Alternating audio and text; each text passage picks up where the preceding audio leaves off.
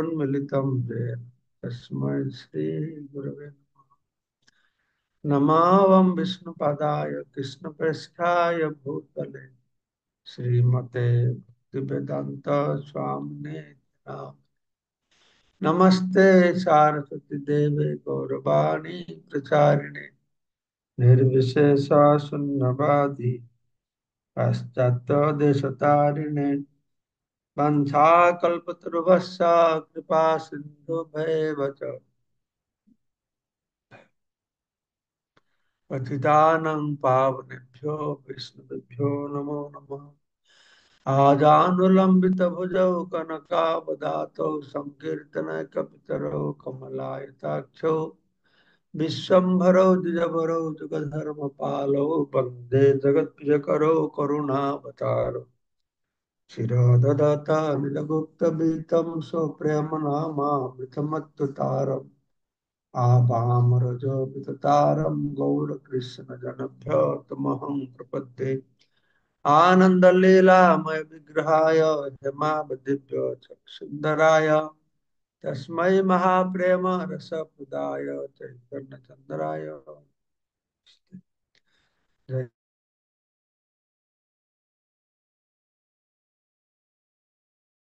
गदाधर शिवासादि श्री गौर भक्त वृंद हरे कृष्णा कृष्ण कृष्ण हरे हरे हरे राम राम राम हरे हरे मुखम करोति वाचालं पंगुलं हयते गिरिं यत्कृपातमहं वन्दे परमानन्दमाधवं श्रीगुरुदिनतारिणं श्रीचैतन्य ईश्वरं नमः विष्णुपादाय कृष्णाय।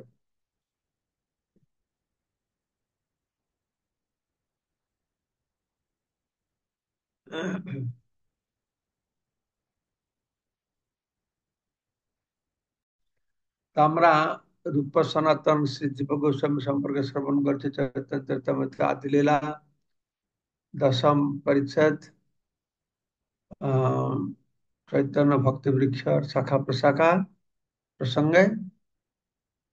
তো আমরা জীব গোস্বামী সম্পর্কে শ্রবণ করেছিলাম কিভাবে বৃন্দাবনে যারা গৌড় দেশ থেকে বৈষ্ণবরা আসে জীব গোস্বামী ওদের দেখাশোনা করতেন, আর গৌড় দেশ ভক্তরা এলে প্রসাদ সেবা থাকা ব্যবস্থা করতেন। জীব গোস্বামীর এক শিষ্য ছিলেন কৃষ্ণদাস অধিকারী, তার গ্রন্থে ছিল রূপ সনাতন জীবপ্রভু গোস্বামীর গ্রন্থের তালিকা প্রদান করেছেন। এ পর্যন্ত কালকে পাঠ করেছিল, আজকে কন্টিনিউ করব। প্রাকৃত সহজিয়ারা শ্রীল জীব গোস্বামীর বিরুদ্ধে তিনটি অপবাদ প্রচার করে। এই কারণে তাদের কৃষ্ণ বৌমুখ্যাত গুরু বৈষ্ণবের চরণে অপরাধের ফলে তাদের সর্বনাশের পথ কেবল প্রশস্ত হয়।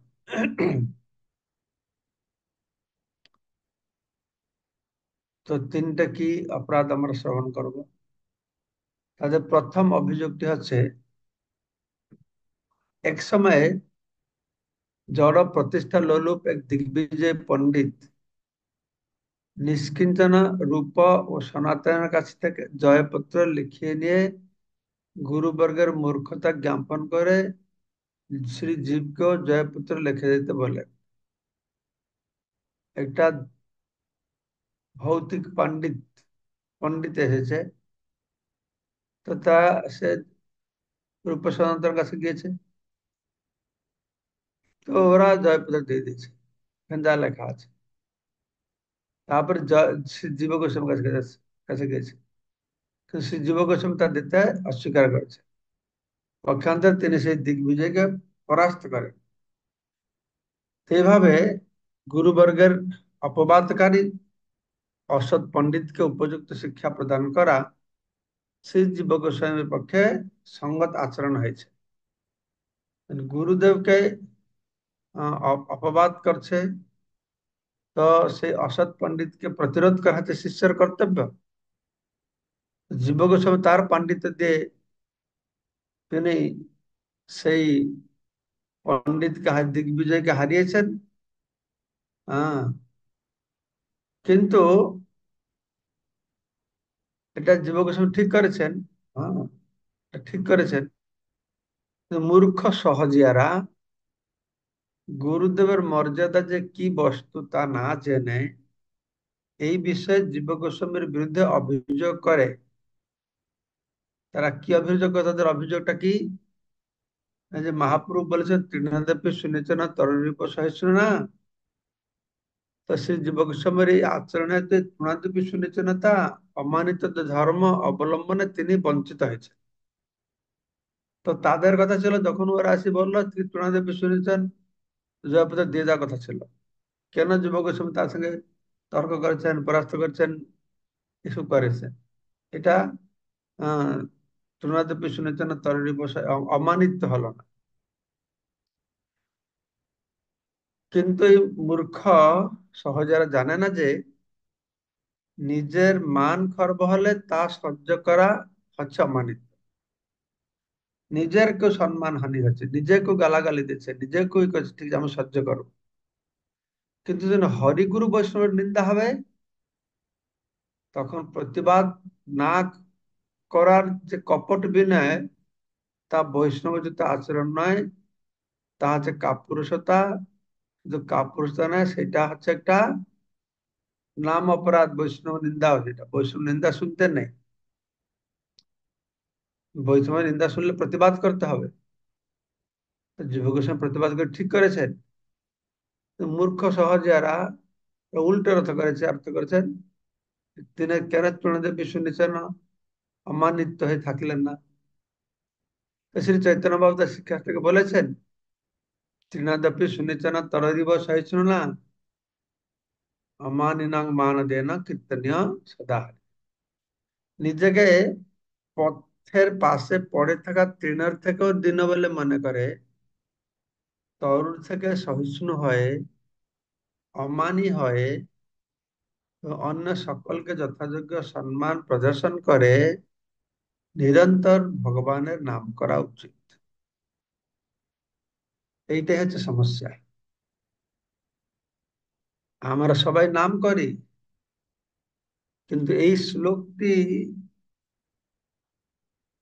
যে ভাব, এই ভাবটা আমরা আনতে পারি না। এখানে আমরা ফেল হয়ে যায়। তাই বছর পরে বছর নাম করেও প্রেম হয় না। তা আমরা আশ্চর্য হই, সব জায়গায় করছে নাম থেকে প্রেম হবে, নাম থেকে প্রেম হবে। আমরা তো নাম করছি কতবার, নাম কত বছর ধরে নাম করছি, প্রেমই তো হচ্ছে না। এটা ঠিক। হরের নামই বা কেবলম, ওই নাম থেকে প্রেম হবে। যতক পুরাণ প্রমাণ দেখো না নামের সমান আর নেই। নামে রতি হলে প্রেমের উদয়। নামের প্রতি রতি আসবে, নামের প্রতি আসক্তি আসবে। নামের প্রতি আসক্তি আসলে কি হবে না, অটোমেটিক্যালি এই চারটে ভাব আসবে। নামের প্রতি আসক্তি এসে যাবে, সে নিজেকে তৃণের থেকেও হীন মনে করবে। বৃক্ষের মতন সে সহিষ্ণু, বৃক্ষের থেকেও সহিষ্ণু হবে। সবাইকে সম্মান দেবে, কার কাছে সম্মান আশা করবে না। মানে আসল আশা করবে হৃদয়ে, উপরে দেখে দেখে না, কপটতা করে না, সত্যি সত্যি। তো এই যে চারটা, সেই জন্য বলা হচ্ছে, বললে গৌড়ীয় মঠে বৈষ্ণব হইবারে হয়েছিল সাত। বৈষ্ণব হইবারে হয়েছিল সাত, তৃণাদপি শ্লোক শুনে পড়ে গেল বাদ। বৈষ্ণব হওয়ার জন্য খুব স্বাদ হয়েছিল, এই তৃণাদপি শ্লোকটা পড়ে বাস বাদ পড়ে গেছে। এই বাবা বড় কঠিন। তো যেখানে বলা হয়েছে যে অমানি হবে, মানদ হবে, ভগবানের নাম করা উচিত, কিন্তু তা সত্ত্বেও মহাপুরুষ যখন জানতে পারেন যে জগাই ও মাধাই নিত্যানন্দ প্রভুকে আঘাত করেছে, তৎক্ষণাৎ তিনি ক্রোধে অগ্নিশিখার মতো উদ্দীপ্ত হয়ে সেখানে এসেছিলেন। এখানে জীব গোস্বামীকে দোষারোপ করা হচ্ছে, তিনি কেন অম্মানিত তৃণাদেবী শুনেছেন হলো না। মহাপুরু আচরণকে কি দেখালেন? যখন মাহাপুর নিন্দা মন্দ করলো, তো মাহাপুর সহ্য করেছে, করে সন্ন্যাসী নিয়ে চলে গেছে, যা। কিন্তু নিত্যানন্দ প্রভুর প্রহার হয়েছে, আঘাত করেছে। তো সঙ্গে সঙ্গে তিনি ক্রোধ প্রকাশ করেছেন। হনুমান যেরকম ক্রোধ করে রামের জন্য সীতার জন্য ক্রোধ প্রকাশ করলো, এসব দৃষ্টান্ত রয়েছে। তো মহাপ্রভু সংহার করতে এসেছেন ক্রোধান্বিত হয়ে। যখন জগাই মাধাই, মাধাই তো মেরেছে, মহাপ্রভু বলছে জগাইকে উদ্ধার করবো, মাধাইকে উদ্ধার করবো না। কারণ মাধাই বলছে কেন আমাকে উদ্ধার করবে না, আমি তো শুনেছি তুমি অসুরেরা, তারা তোমাকে মারতে এসেছিল, তুমি তাদেরকে উদ্ধার করেছো। তারা তোমাকে আক্রমণ করতে এসেছিল। মহাপ্রভু বলছে হ্যাঁ, আমাকে আক্রমণ করতে আসলে আমি উদ্ধার করবো, কিন্তু নিতাইকে আক্রমণ করতে আসলে আমি উদ্ধার করবো, তাকে আমি বিনাশ করবো। তো এইভাবে আপনি আসলে ধর্ম জীবের শেখায়। তো এইভাবেই চৈতন্য মহাপ্রভু তার নিজের ব্যবহারের মাধ্যমে এই শ্লোকটির প্রকৃত অর্থ বিশ্লেষণ করে দিয়েছেন। নদাপি শুনেছেন তরি বসাই শোনা, কিন্তু চাঁদ কাজ যখন মৃদঙ্গ ভেঙে দিল, তখন মহাপ্রভু কি করলেন? নদাপি শুনেছেন এই বসে থাকলেন? হম, 1 লক্ষ লোক নিয়ে সে কাজীকে কাছে পৌঁছে গেছে। তো নিজের বিরুদ্ধে সমস্ত নিন্দা অপবাদ সহ্য করতে হবে। নিজের বিরুদ্ধে যদি নিন্দা করে কেউ, অপবাদ করে, সেটাতে সহ্য করতে হবে, সেটা শুনতে হবে, সেটা শুনলে সহ্য করলে মঙ্গল হবে। যত নিজের নিন্দা অপবাদ শুনবে ভক্তি বাড়বে, নিজের স্তব স্তুতি শুনবে ভক্তি কমবে। কোথায় আমি এটা পুরাণে পড়েছি, ভুলে গেছি কোন জায়গায়, বলে বহু বছর আগে। শিবজি একটু ভক্তিভাব কমে গেল, তিনি কি এই জেনে শুনেটা এরকম কাজ করলেন, লোকেরা যেন নিন্দা করে। বুঝতে পেরেছেন? তাই নিন্দা অপরাধ আমাদের কোনো ক্ষতি করবে না। নিন্দা অপরাধ করলে কষ্ট হবে, সহ্য করা মুশকিল। নইলে সহ্য করি, কোনো প্রতিক্রিয়া না করি, কি মনে করতে হবে? স্থিতপ্রজ্ঞ। কেউ নিন্দা করবে, স্তুতি করবে, সে বলবে না। নিন্দা করলে তার প্রতিরোধ করবে না, স্তুতি করলে তাকে আশীর্বাদ দেবে না, ধন্যবাদ দেবে না। আমরা সবাই পড়েছি ভগবত গীতায় কথা। তো নিজের বিরুদ্ধে নিন্দা অপরাধ সহ্য করতে হবে, কিন্তু যখন গুরুবর্গের ও অন্যান্য বৈষ্ণবদের বিরুদ্ধে নিন্দা অপরাধ হবে, তখন বিনয় অথবা বিনীত হওয়া উচিত নয়, সেটা হচ্ছে অপরাধ। বিনয় বিনীত হওয়াটা অপরাধ। সাধু নিন্দা, গুরু নিন্দা, কৃষ্ণ নিন্দা, এটা সহ্য করা অপরাধ। যেন বলা হলো যে নিন্দা করবে, তাকে শাস্ত্র যুক্তিকে পরাস্ত করতে হবে, তা না হলে তার জিহ্বাটা কেটে দিতে হবে, তা নাহলে সে স্থান পরিত্যাগ করে চলে যেতে হবে। হুম, এইটা বলা হচ্ছে। তো এইটি হচ্ছে গুরু ও বৈষ্ণবদের সেবকের কর্তব্য।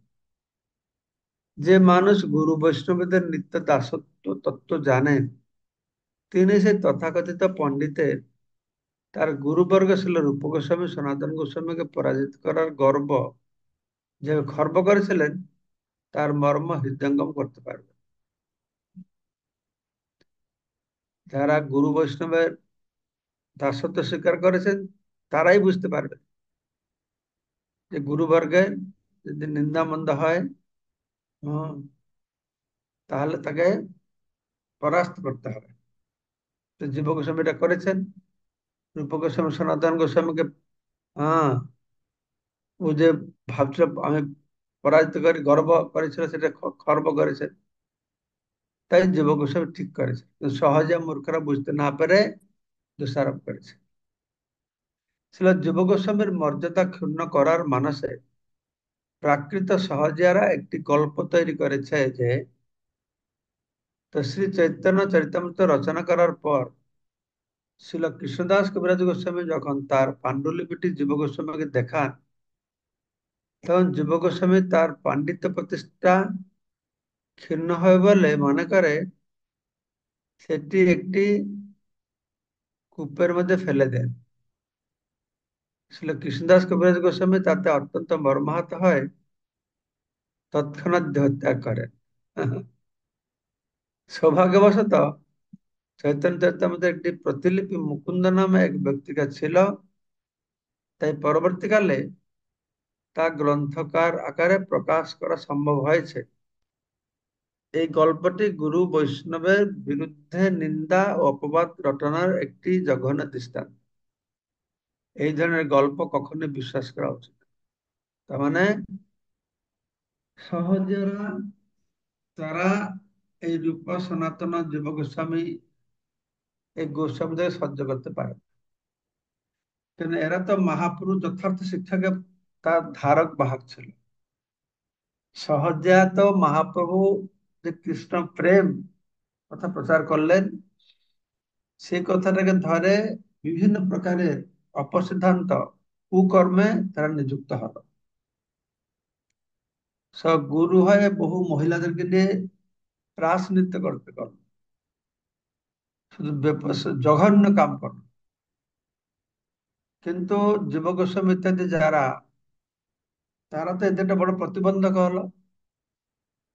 তারা বিভিন্নভাবে চেষ্টা করলো জীব গোস্বামীকে অপবাদ দেওয়ার জন্য। কারণ তিনি মহাপুরুষ শুদ্ধ বাণী প্রচার করছেন। এখন আমরা দেখি বাংলাদেশে, বাংলাদেশ তো আগে প্রচুর সহজে ভরা ছিল। মাগুর মাছের ঝোল দিয়ে গুরুদেবকে সেবা করতে হতো। তো বিভিন্ন প্রকার অপকর্ম, বৈষ্ণবের বেশ ধরে অপকর্ম মানুষ করত। তো ইস্কন প্রচার শুরু করলো, চারটে নিয়ম পালন করতে হবে, ষোলমালা জপ করতে হবে। তো হাজার হাজার লোক এটা দেখে বুঝতে পারলো, আরে সহজে তো অন্য রকমের, মহাপুরুষ তো শিখে এরকম নয়। তো সহজে ধরা পড়ে গেল। আমি শুনেছি বাংলাদেশে ভক্তরা বলে যে কিছু কিছু গ্রামে যেখানে সহজা বা অপসম্প্রদায়দের প্রভাবটা বেশি, আমাদের ইস্কনের ভক্ত গেলে ওরা লাঠি নিয়ে তাড়াতে আসে নাকি। আরে ইস্কন ঢুকে পড়েছে রে, আমাদের সব ধর্মটা নষ্ট করে দেবে, তাদের এরকম ধারণা। তো এই সহজারা কি করলো না, জীব গোস্বামীর মর্যাদাকে ক্ষুণ্ণ করবার জন্য একটা গল্প তৈরি করলো।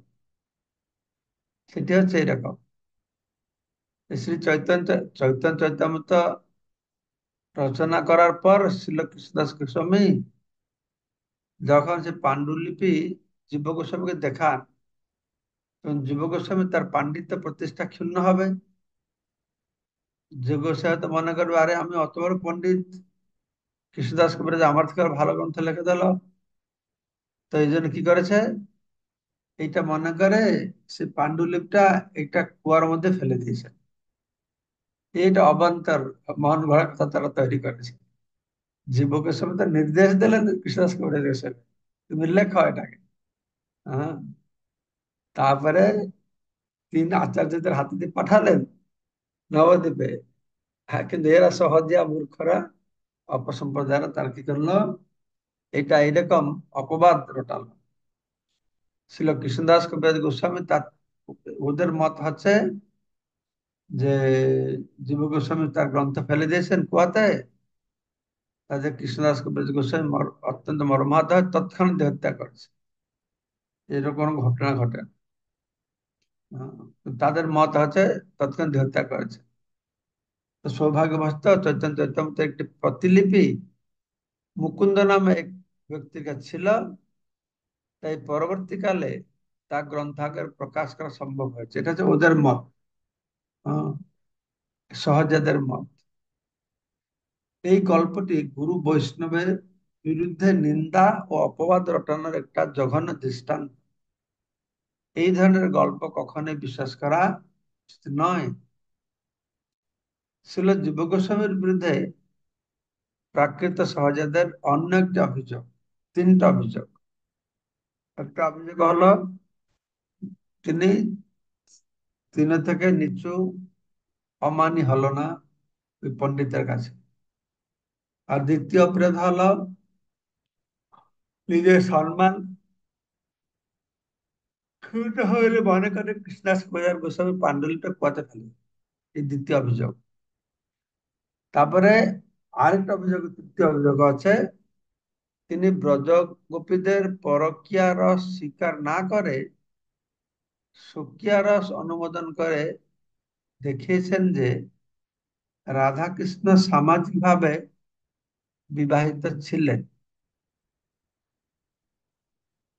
কোন গ্রন্থে জীব গোস্বামী, এটা তো মনে হয় গোপাল সম্পত্তি হবে, বিবাহ কৃষ্ণ রাধা বিবাহ হয়েছে, কিন্তু যারা এই গোপী প্রেম ভাবা লোক, তারা পরকীয়া রসের তো বেশি গুরুত্ব দিচ্ছেন। তাই জীব গোস্বামী কেন কৃষ্ণকে গোপীদের সঙ্গে বিবাহ হয়েছে সুকিয়া রস অনুমোদন করলো, রাধা কৃষ্ণ সামাজিক বিবাহিত হয়েছে কেন করলো, এটা একটা দোষারোপ করছে। প্রকৃতপক্ষে জীব গোস্বামীর প্রকটকালে তার কয়েকজন অনুগামী ব্রজ গোপিকাদের পরকীয়া রস অপছন্দ করতেন। হ্যাঁ, জীব গোস্বামী অনুগামী ছিল, ব্রজ গোপিকাদের কৃষ্ণের সঙ্গে যে পরকীয়া রস তা পছন্দ করতেন। তাদের পারমার্থিক মঙ্গলের জন্য শ্রী জীব গোস্বামী পরকীয়া রসের সমর্থন করেছিলেন, সুকিয়া রসের সমর্থন করেছিলেন, কেন তিনি বুঝতে পেরেছিলেন যে সহজিয়ারা পরকীয়া রসের অজুহাত দেখিয়ে নোংরামি করবে, যা তারা বর্তমান করছে। শিব গোস্বামী সুকিয়া রস কেন সমর্থন করেছেন? দুটো কারণ।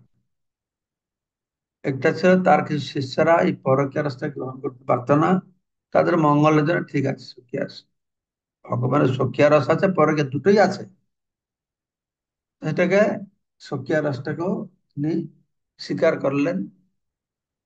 আর একটা কারণ ছিল এই পরকীয়া রস নাম নিয়ে এরা অবৈধ স্ত্রী সঙ্গ করছে, পরকীয়া রস আস্বাদন করছে, কদর্য কাজ করছে। তো এই জন্যই তিনি কি করেছেন, সহজারা এই রস পরকীয়া রস অজুহাতে দেখিয়ে নোংরামি করবে, যেটা বর্তমান হচ্ছে। সমাজে বর্তমান ততটা হচ্ছে না।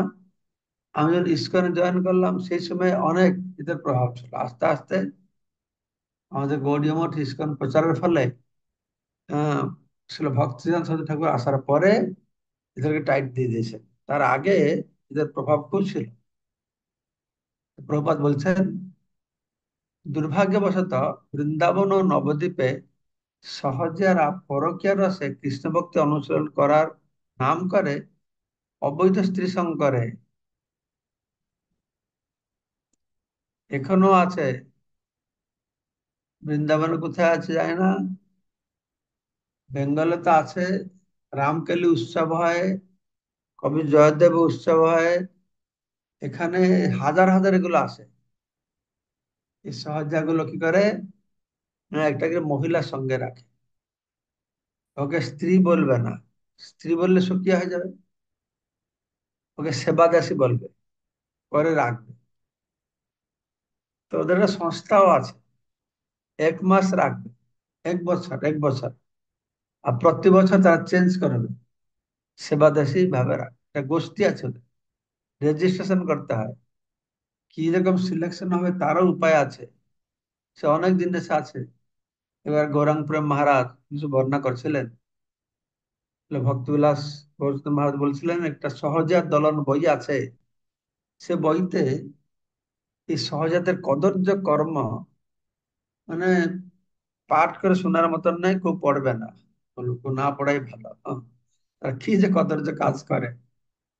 তো তো এই এই হচ্ছে এই পরকীয়ার নামে এরা সব এরকম করেছে, ওরা কলুষিত করে দিয়েছে মহাপ্রভু ধর্মকে। তো ভবিষ্যতে যে এটা হবে তা দর্শন করেছিল যুব গোস্বামী, সুকিয়ারা সমর্থন করেছিলেন। তো পরবর্তীকালে বৈষ্ণব আচার্যরা তা অনুমোদন করেছিলেন। তো কৃষ্ণের পরকীয়া রস ব্রজে গোপীদের সঙ্গে আমি যতটুকু জানি, সকিয়ার মানে ওদের সঙ্গে বিবাহ হয়েছিল। বিভিন্ন সব বিবাহের কথা আমি বলেছি, কিভাবে বিবাহ হয়েছে। শেষে প্রকট ভাবে বিবাহ হয়েছে। কৃষ্ণ বলরাম এসেছেন, গোপীদের সঙ্গে বিবাহ করেছেন।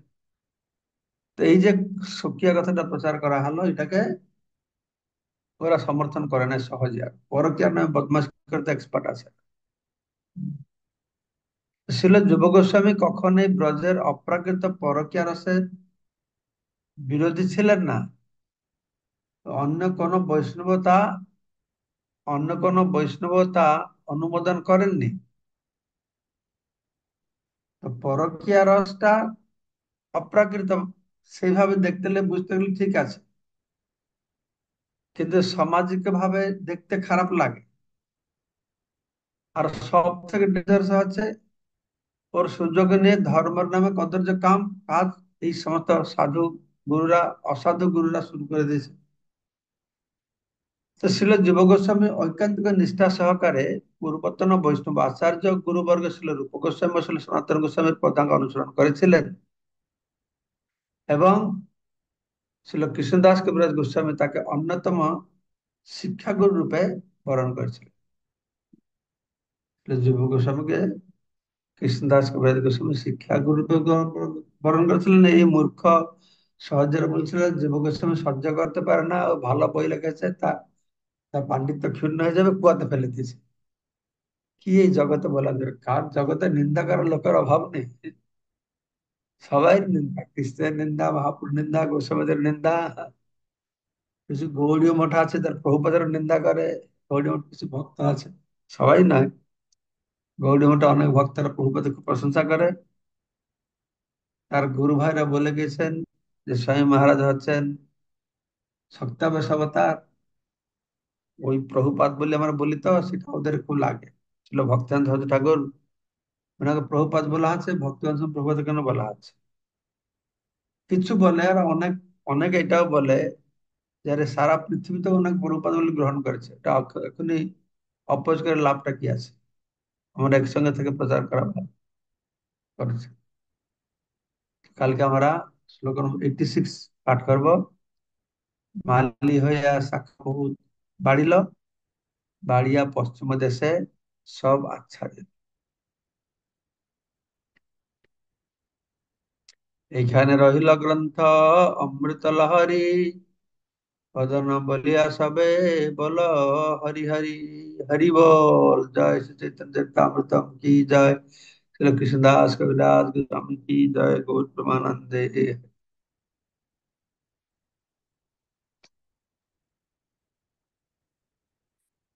আজকে শুনে খুব আনন্দ পেয়েছেন মনে হয় কথাগুলো, তাই কেউ হাত উঠাচ্ছে না, খুব ভালো।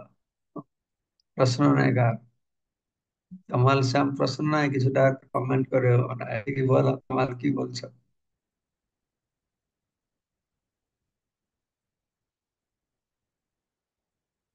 অনমিউট করো, কমাল শ্যাম। অনমিউট আছে না? মনে কি হয় হলো? ওনার আইডিতে ইন্টারনেট সমস্যা পোস্ট হচ্ছে। কোথায় আছেন? ও আনমিট মুকুন্দ, করেন, আমি মেসেজ দিচ্ছি তো। মুকুন্দ। তো প্রতিষ্ঠা ক্ষুণ্ণ মানে তিনি সেটি একটি কূপের মধ্যে ফেলে দেন। এখানে তার বলতে কার, কৃষ্ণদাস কবিরাজ গোস্বামী নাকি জীব গোস্বামীর পাণ্ডিত্য প্রতিষ্ঠা ক্ষুণ্ণ হবে? এখানে একটু মানে ফ্যাক্টটা বুঝতে পারছি না এই জায়গাটা। জানি না, চৈতন্য চরিতামৃত যে সহায়ক, তাহলে কৃষ্ণদাস কবিরাজ গোস্বামী পাণ্ডিত্য ক্ষুণ্ণ হবে কেন? মানে এই জায়গাটা একটু চৈতন্য বুঝতে চরিতামৃত পারছি না। আমি পড়ে যা, আমি যা বুঝছি, এটা জীব গোস্বামী মনে করেছে। আমি যা বুঝলাম যে কৃষ্ণদাস গোস্বামী এত ভালো বই পড়লে উনি ছোট হয়ে যাবে, এটা এরা মনে করছে মূর্খ সহজে। এই জন্যই তো কুয়াতে ফেলে দিচ্ছে ও আচ্ছা আচ্ছা নাকি। আচ্ছা, যদি লেখা হতো কৃষ্ণদাস ঠিক আছে কবিরাজের মা। পাণ্ডিত্য প্রচার হয়ে যাবে, তাহলে ঠিক ছিল, তাই না? হুম। ভাবছি আমি তাই। বিদ্যুৎ প্রভু বলুন।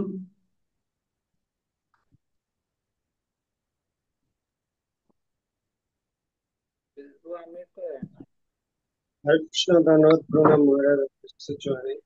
মহারাজ, একটু পূর্ববর্তী আলোচনার মধ্য থেকে প্রশ্ন করতে পারি? ওই বলুন। 84 নাম্বার শ্লোকের তাৎপর্য অনেক বড়। সেখানে তাৎপর্যের মধ্যে একটা প্যারাতে আছে যে শ্রী চৈতন্য মহাপ্রভু তার মুখ্য 4 জন অনুগামীর দ্বারা আমাদের সর্বসাধারণকে 4টি তত্ত্ব শিক্ষা দিয়েছেন। হুম। তো 4টি তত্ত্ব রায় রামানন্দ, স্বরূপ দামোদর, আর হচ্ছে হরিদাস ঠাকুর আর শ্রী সনাতন গোস্বামীর মাধ্যমে 4টা তত্ত্ব শিক্ষা দিয়েছেন।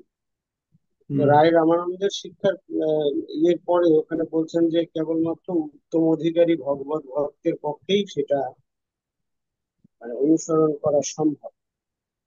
স্বরূপ দামোদরের যে শিক্ষাটা নিরপেক্ষতার শিক্ষা, সেখানে বলছেন যে তিনি প্রয়োজন হলে শ্রী চৈতন্য মহাপ্রভুরও সমালোচনা করতে পারেন। হুম।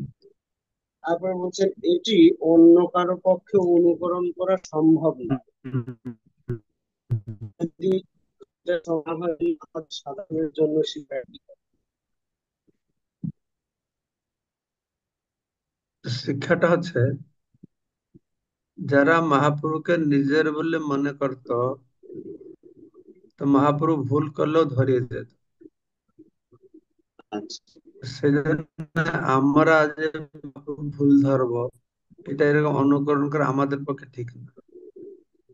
হ্যাঁ, আচ্ছা, এটা আমরা শিক্ষা পাবো। ঠিক আছে। তারপরে নন্দরানী কিঙ্করী মাতাজি।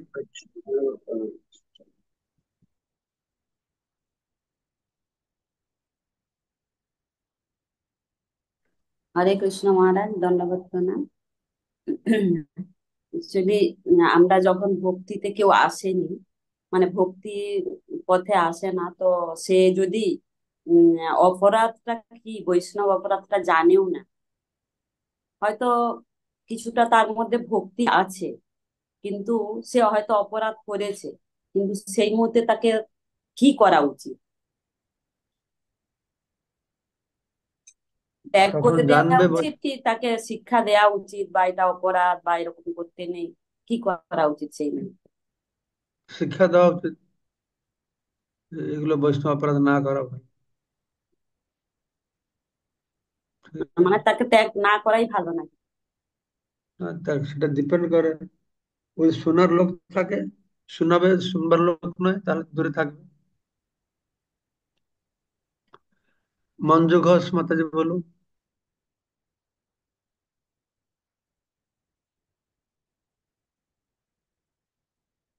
হরে কৃষ্ণ মহারাজ, আপনার শ্রী চরণে কোটি কোটি প্রণাম। বলছি মহারাজ, পরকীয়া প্রেম হচ্ছে কৃষ্ণ সঙ্গে ব্রজ গোপিকাদের প্রেম। স্বকীয়া প্রেমটা কি মহারাজ? হরে কৃষ্ণ বলবেন। সখী আছে দ্বারকায় মহিষীদের কৃষ্ণের প্রতি যে প্রেম ভালোবাসা, সে সখিয়া।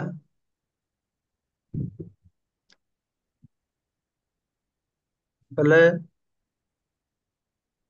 ব্রজ গোপিকারা তো নিত্য লীলায় গোলক বৃন্দাবনে, তারা সবাই কৃষ্ণ প্রেয়সী।